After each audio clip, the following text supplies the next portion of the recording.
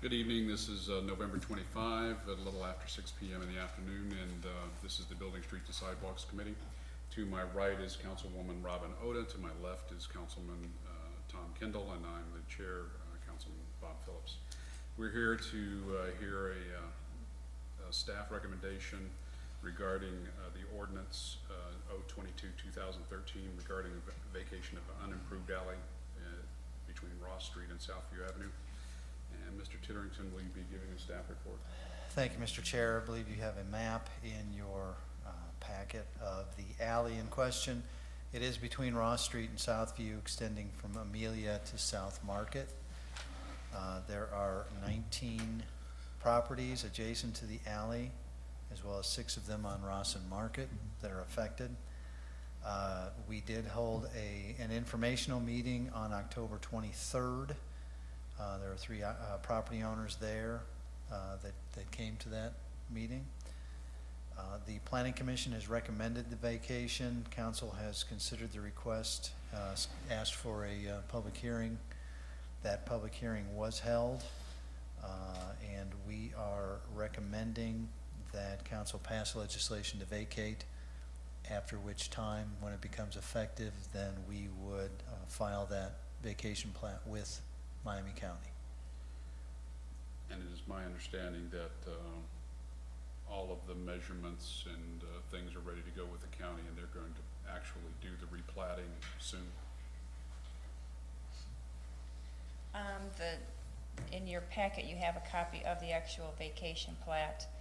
So once council, should they pass it, and after the time period, then it can be signed and filed with the county. So that's all ready to go. So that, I mean, it could be effective on our next council meeting to December 2nd, is that correct? I mean, if our action would be done and then. And then 30 days 30 after days that, after we that. we could sign it so early in January. Okay, all right.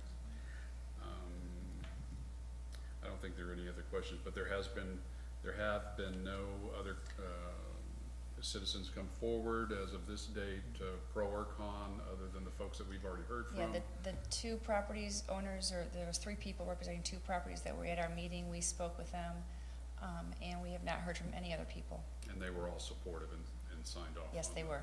Right. Have we actually laid out property lines or where the markers would be? No, and that's not typical, that we typically do not do that. Okay, all right, very good. That's all the questions I have. Do one of you have anything? What issues are there going to be amongst the property owners? Is anybody over property lines with Yes. buildings, fences? Yes. There is one shed that is completely in the middle of the alley. There are several people, I'm gonna say 4 or 5 people who have fences that extend into the alley. Well, excuse me, that extend over the alley line. Some of them go just to the middle of what would be the alley, but some of them go over the alley line. So there are several properties who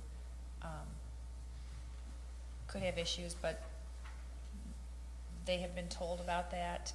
They've been asked to contact us if they have any questions, and we have not heard from them. That doesn't surprise me, because it probably wouldn't, until their neighbor said, "You're on my property, move that thing." I understand. Yeah. I mean, yeah, we've tried to make that information Right. available to them. What, at the end of the day, does it really matter to the city one way or another?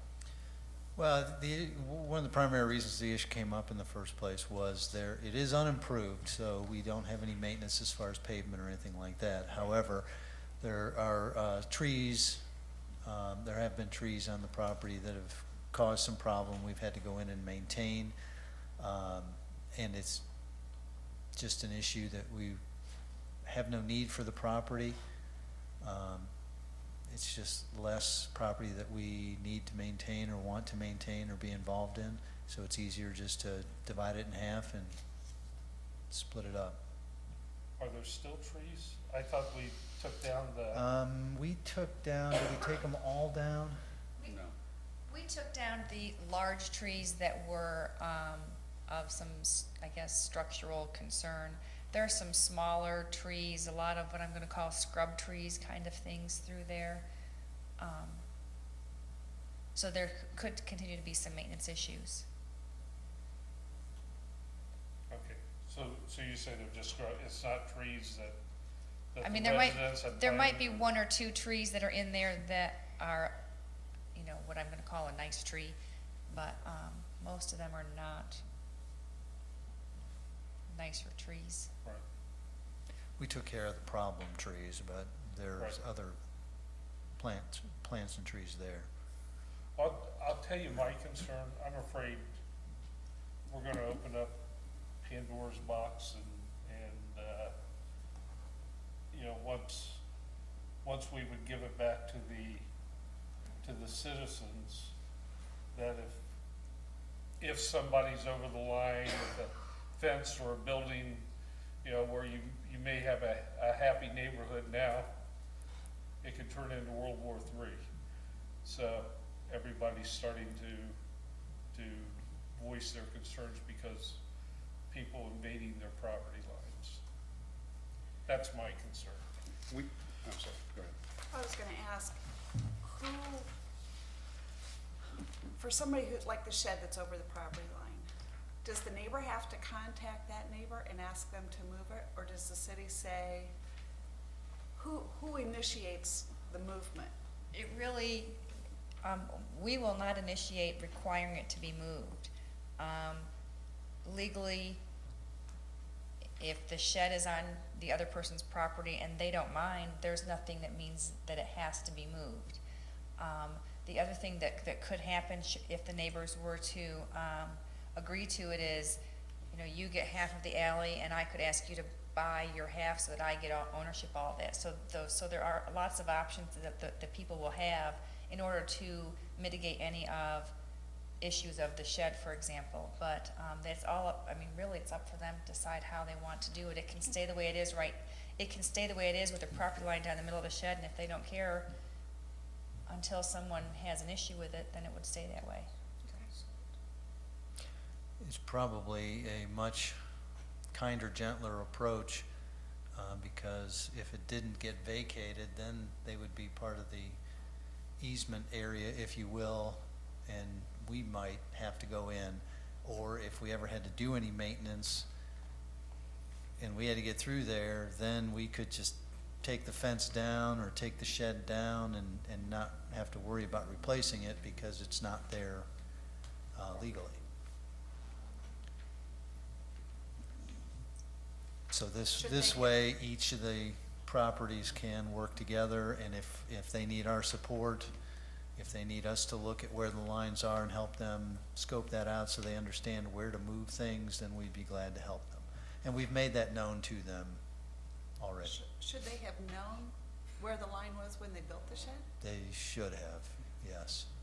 But they may not. Yeah, there's old alleyways that are in this particular neighborhood. In fact, the one block to the north has a dirt. I've driven Alleyway, out there, yeah. it's, yeah. And And- so that was in the same condition until folks started encroaching upon the alleyway and taking city property for their own use. So that's what. And in affected. fairness, this may have predated the current owners. True. Yeah, Right. this is an old neighborhood, very old neighborhood, so one started and the rest Followed. followed, lemmings. Personally, I have no issue with it. I think we have probably several properties in the city that are falling into the same area, and I think that these need to be cleaned up as they come to our attention. Does all the residents have to sign agreement to this? No. The process that you followed, they do not. It would have been a more streamlined, quicker process had all of them signed a petition saying, yes, we agree to do this. Nobody objected to it. It would certainly is something that, you know, we've reported to you, but the process that we followed did not assume that they were all in agreement and had signed. Okay. Did we try? Or- Just to add to that, we the people that came to the meeting in October, the ones that came signed a petition. So I have those two property owners who have signed the petition. But because we did not have 100% of the people signing a petition, we were required to do 6 weeks of public notification, which we have done. Okay. You said that we tried to make it known that if they, for those who were encroaching, that there could be issues. How did we do that? I sent a letter to them, Did you? yes. And no responses? from No anybody? response at all. Okay. And you have a copy of the letters. I think I basically said you might want to contact me. You got some concerns, and I didn't hear anything from them. Okay. All right. Anything else? Anything Probably else? saying, try and make me. Well, they'll have to argue with the person property behind them. Yeah. And Mrs. Baker, Mr. Livingston, any comments, questions? Anybody else in the audience? And what's your, Let me just clarify just a bit. On the properties that back up to each other, if somebody has a shed that's over on the other guy's property, first off, us leaving things the way they are doesn't help that situation, because it's still over there. But once we vacate it, those two people will either have to negotiate some resolution between themselves if there's a fuss. And if there's no fuss, actually, after 21 years, you can get it by adverse possession, so, but you can't get that against the city. right, But if they do it now, 21 years, I guess, starts now. So, once it's replatted and the ordinance takes effect. right. Okay. So, they either have to negotiate and carve it open, make it part of the lot, or say it's okay and just let it be for a while. Okay, but not vacating is not gonna alleviate it. Right. Very good. Thank you, sir. Position in favor, not in favor? Okay. All right. Okay, and this is not an emergency? That's correct. Okay. And you're in favor also? Yes. All right, we'll move forward with the ordinance to vacate the alley and make a positive recommendation to the council. All right, thank you. And any other business to come before Building Streets and Sidewalks? No, sir. Then we are adjourned. Thank you.